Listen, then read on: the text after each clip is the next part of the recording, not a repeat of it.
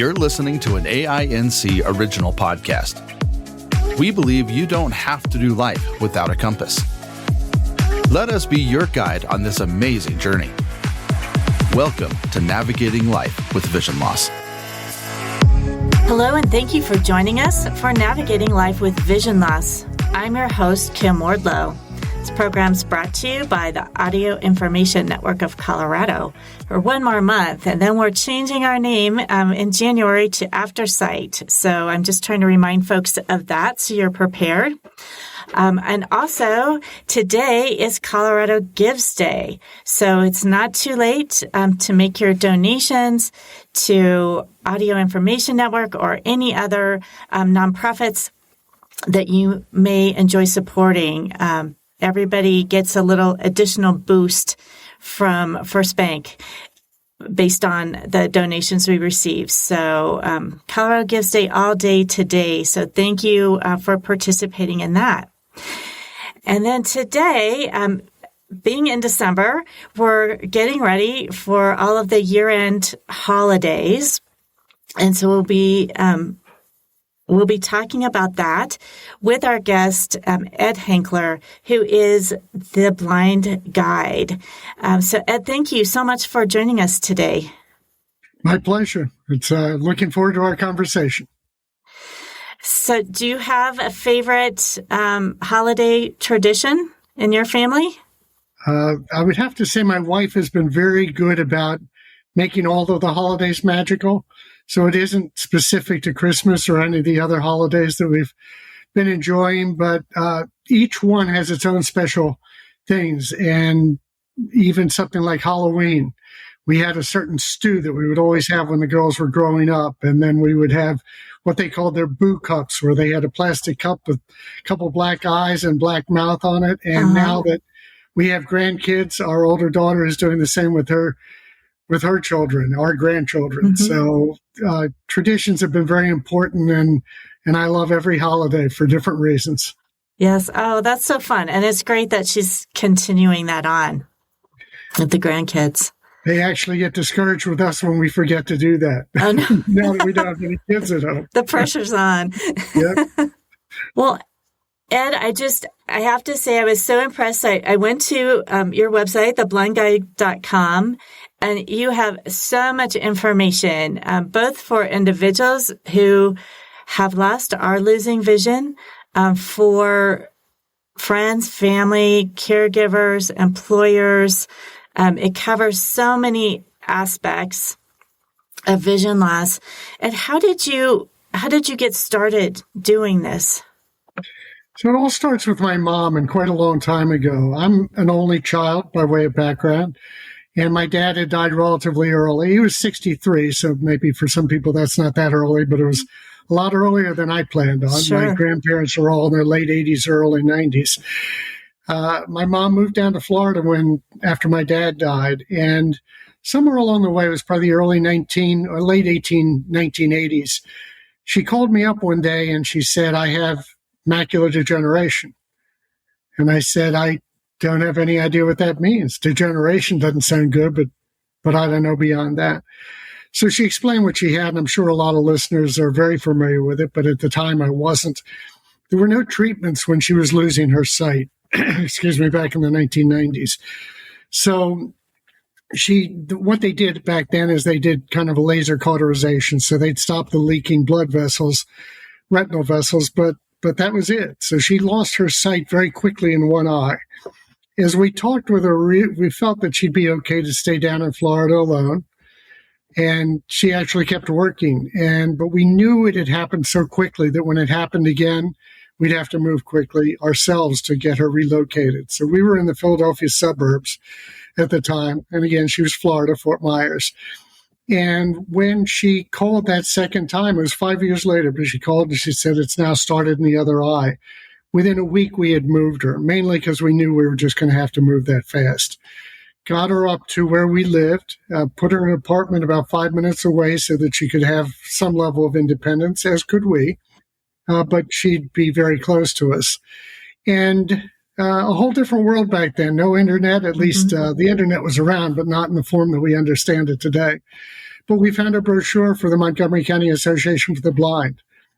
Reached out to them, and they restored my mom's independence. That's not to trivialize it. It actually took a long time, but they taught her all the skills. They went into her apartment. They made it safe, taught her how to cook again, taught her how orientation, mobility, all those things, and transformed her life. She ended up traveling outside the country for the first time in her life, and it was after she had lost her sight. Wow. She used to take SEPTA, that's the Philly Rapid Transit. She'd take that all over the place.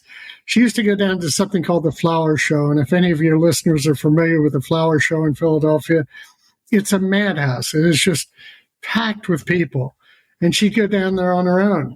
And I used to get a question, don't you worry about her? And my answer was always, yeah, I worry that something could happen, but there are two choices. My wife and I can't really take her all over. So she can either sit safely in her apartment or go out and whatever happens, happens. And I would always say to people, I would rather she was, this will sound wrong, but want to go through the whole thing. I'd rather that she was struck by a car doing things she wanted to do than sitting, again, safely in her apartment. I did acknowledge I'd feel terrible for the person who was driving the car because nothing I could say would ever make them feel all right. But just from my mom's perspective, we didn't want her locked in. We wanted her to have the freedom to go out. Yeah, just really a chance to continue to live her life. Absolutely.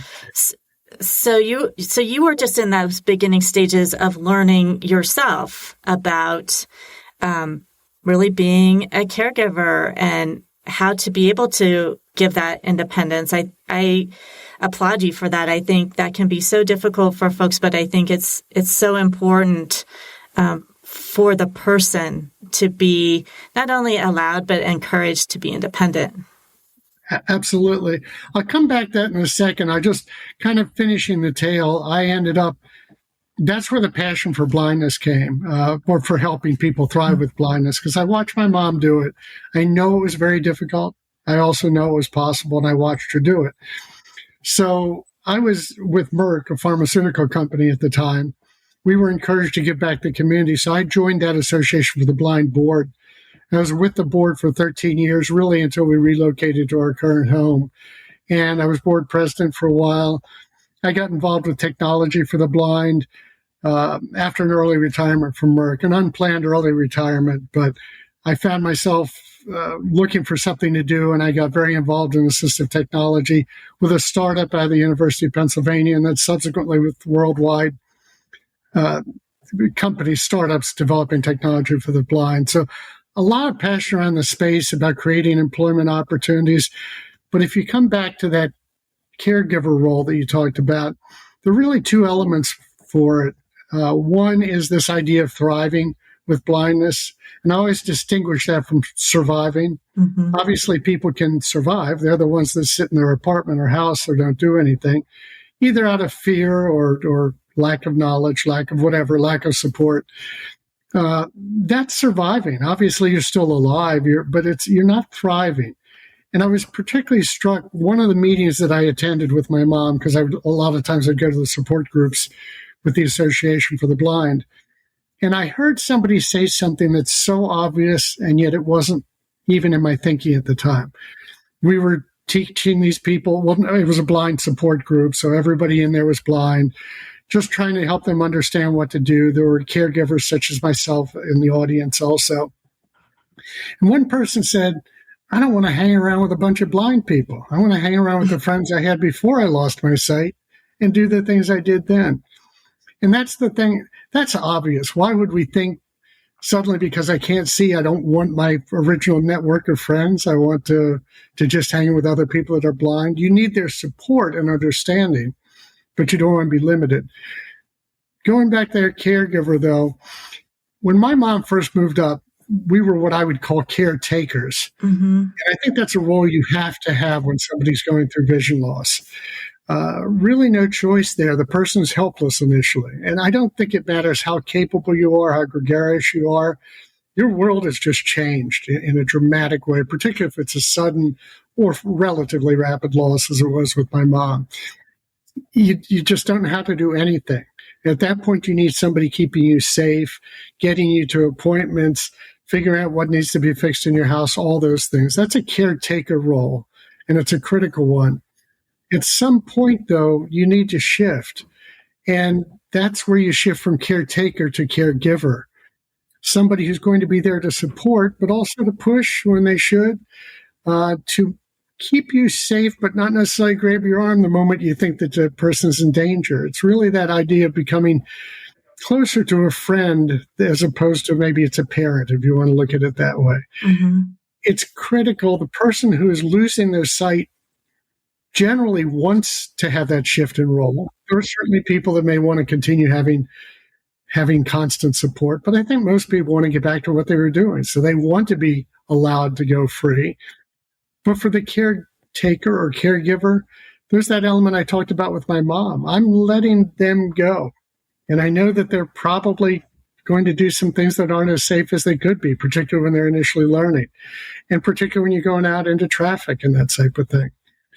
But you want the person to thrive, and the only way to thrive is to let them go to do that. And maybe maybe it's not the last thought, but caregiving is a very challenging role. Particularly, I know some people where it's the spouse who lost their sight.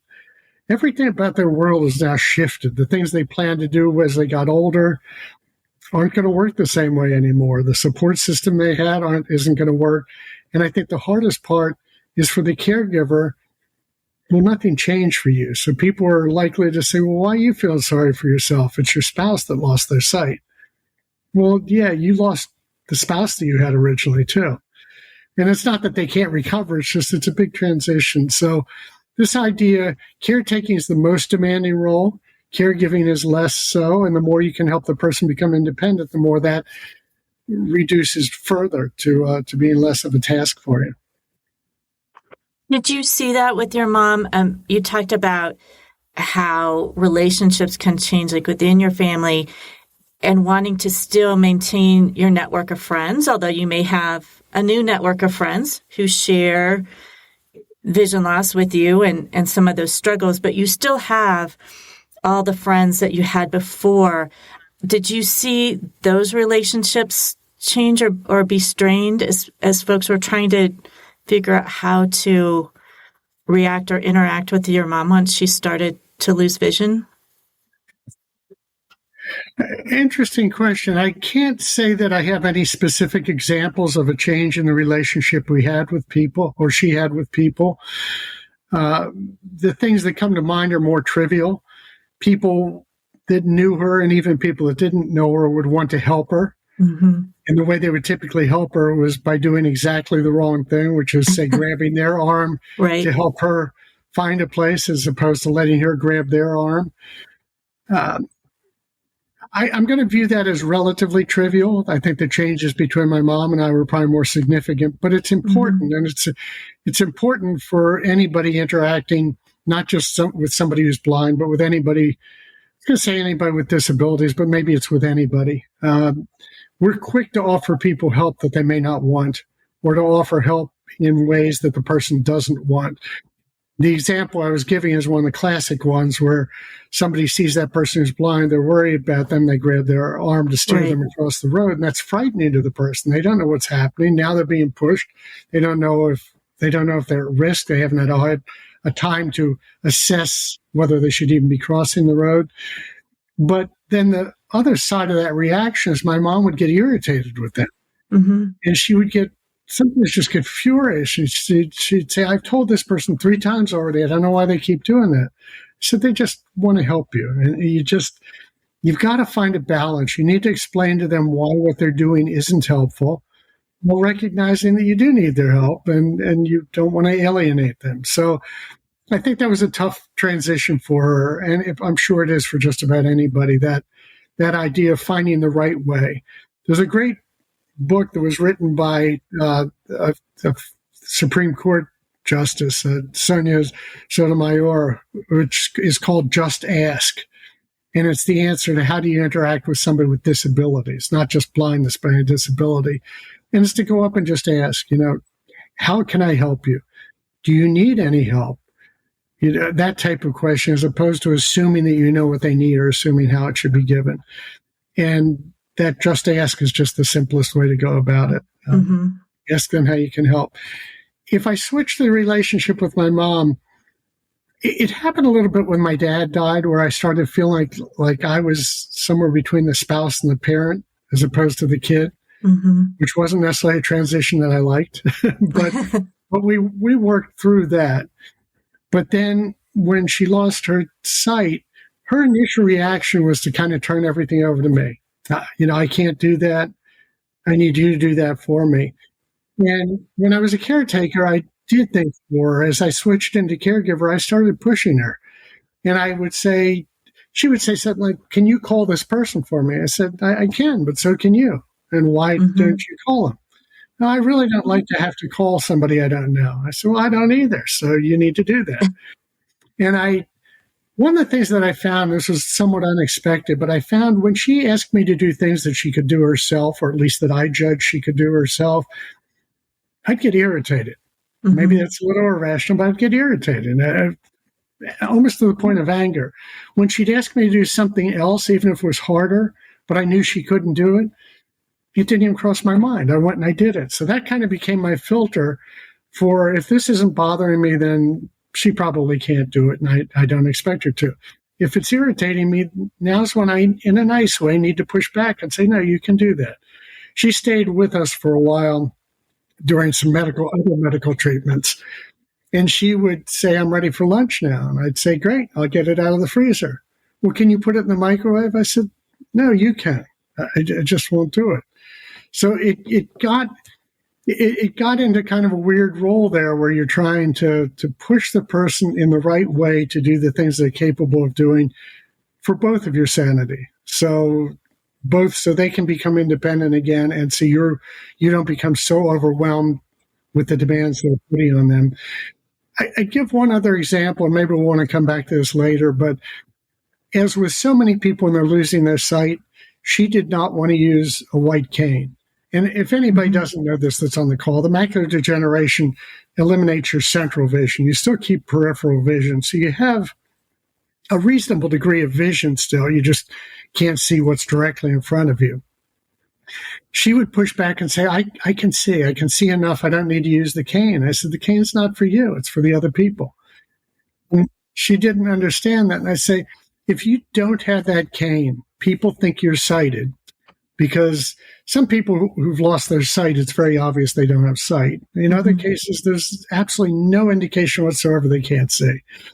And I said, without that cane, people think you can see. And when you do something they don't expect, they're just not prepared for it. They see that white cane, it tells them that you're blind, or at least visually impaired, and they're going to interact differently. And before I switch back over to you again, there was a really interesting story. It was a very close friend of mine, and this is not a vision issue. He had a Parkinson's-like neurodegenerative disease. And he would freeze sometimes when he was doing things. And we couldn't get him to use a cane. We kept saying, "You need to use a cane, because that'll advertise once again to people that something's not right, whatever it may be." We were going into a restaurant, and he was at the door. Some people were coming out, and he froze. And he's standing there. He couldn't speak, and he wasn't moving. And the two people are looking at him because he looked normal. And they're looking at him and saying, "Well, come on, move. Hey, dude, what's wrong with you? Why are you standing there?" Meanwhile, he's staring at them, probably looking belligerent, although he wasn't, but he couldn't do anything. And that's what finally got him to use a cane. We said, "You could have gotten into a fight there." They really thought you were being a jerk, just standing there at the door. If you had a cane, they might not have known what was wrong, but they would have understood something was wrong. They would have interacted with you differently. And after that, he always used the cane. But it's not always about what you need. Sometimes it's about helping others understand what you can and can't do. Well, as we're getting near the holidays, all the various end-of-year holidays, frequently people get together with their families, with their friends. For some individuals, this may be the first time they've seen family members or friends since they've lost vision, or perhaps, as can happen, like with your mom, you lose some vision, but then you lose more later on and things change. I know you have a great holiday gift guide on your website. Are there other resources that you can recommend to folks as they're getting together for holidays, or like with the gift guide, perhaps for a friend or family member who wants to purchase a gift that might be helpful to a friend or loved one who's lost vision?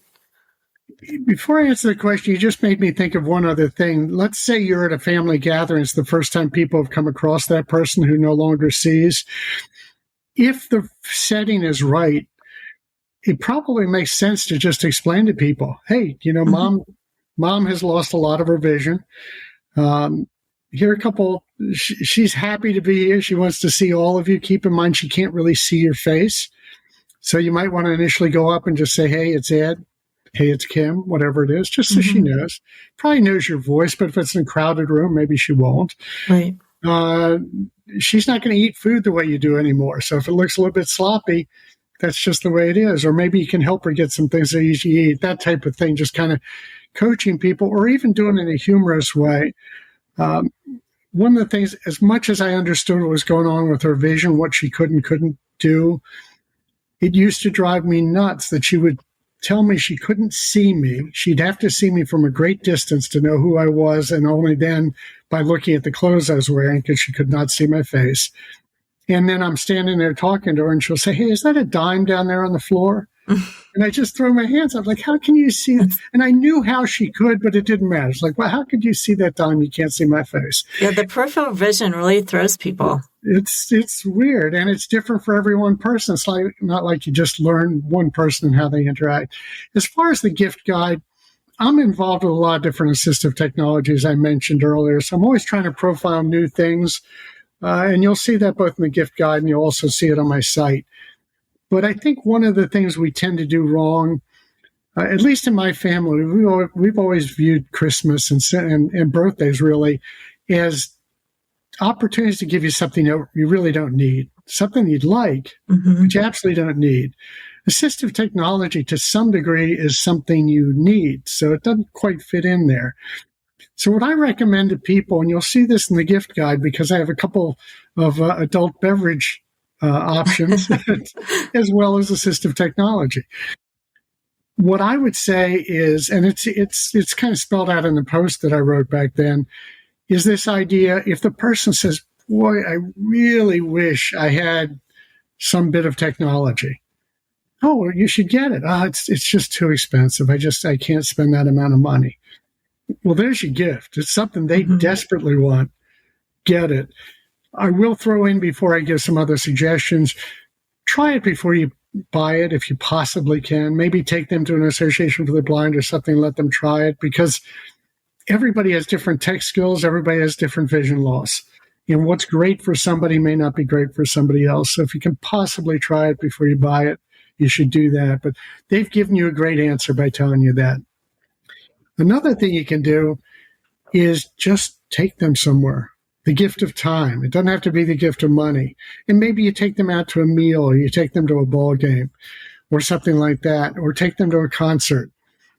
That's, for somebody who's blind, that may be more valuable than a new article of clothing or something they don't want. And everybody, again, is going to be different there. But I remember my mom at one point said, we were in Philadelphia at the time. She was a big Philly sports fan. She said, I want to go see a Phillies game. I looked at her and said, come on. You're not going to be able to see a thing. Why would you want to do that? I hope I said it better, but I probably didn't. So we went back and forth, and I finally said, fine, we'll go to the game. So I ended up grabbing one of my friends just to kind of help a little bit with managing logistics and everything. We went down to the Phillies ballpark. We had a little tailgater beforehand, which I typically associate more with football, but we had it for the baseball game, had a martini for her, which she loved. And as we're walking into the stadium, I thought, I know why she wanted to be here. Because at that point, you start getting assaulted by the smells, the crowd noise, just the energy, the excitement that's in there. Even though she couldn't see much of the game, it was the rest of that experience. That's what she wanted. So the gift of time, I found with my mom, if I was helping her with chores, That's what it felt like. It was a chore. It's kind of a pain in the neck. I hated doing it. I couldn't wait until the time was done. Somewhere along the way, I switched to bringing her lunch or going to a concert or doing things like that, and it shifted everything in my mind. Now I was having fun with my mom as I would have when she was sighted. The other, it was just a burden. And I know not everybody will view it that way, but for me, that's what it felt like. One was a burden. The other was time spent enjoying my mom's company. So I think the gift of time may be as valuable as anything it can offer. And then, as I mentioned, some of it's about something that has nothing to do with being blind. It's a cocktail smoke because that person loves cocktails, and now they can do something special. Maybe that's not a great example because maybe they'll burn themselves, but you can always smoke the cocktail for them. And actually, you could learn to use it. So it's that idea. Don't feel... I'm going to go off on a segue. There's a great movie that was put out a while ago called Crip Camp that was about the spur of the moment. I can't think of the person's name. Oh, Judy Newman.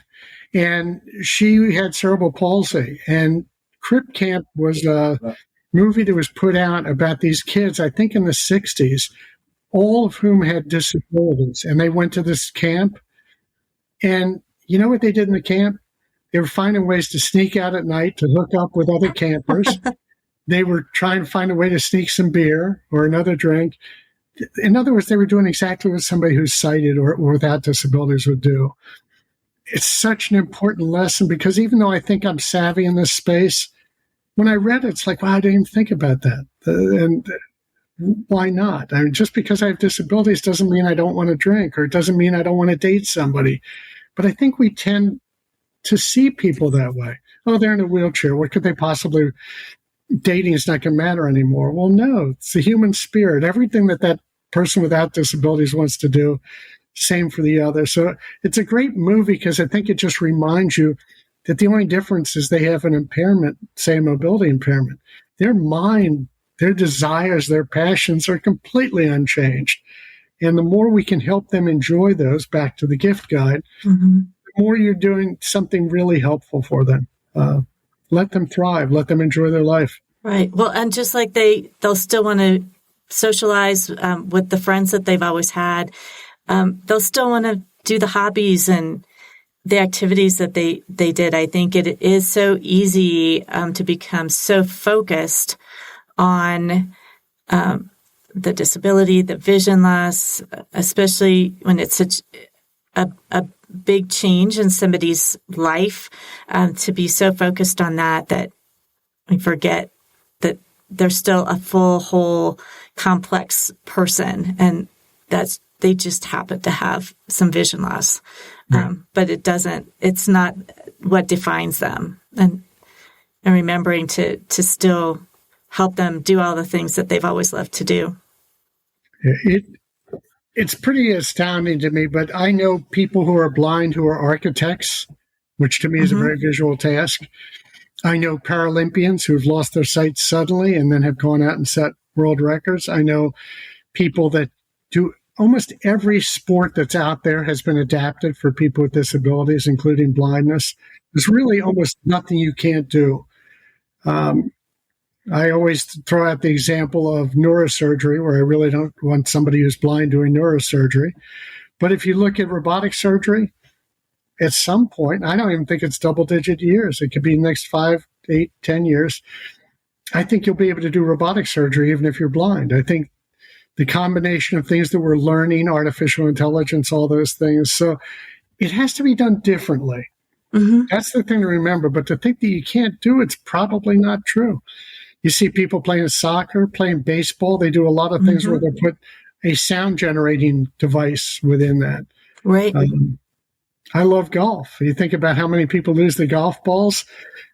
You get that ball adapted, which hasn't happened yet, but get the ball adapted with some sort of a tracking device, which could be tracked on a phone app.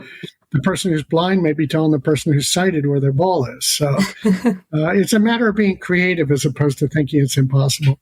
Hey, everybody. Thank you for listening to this incredible episode of Navigating Life with Vision Loss. We hope you had a wonderful time and a wonderful Thanksgiving.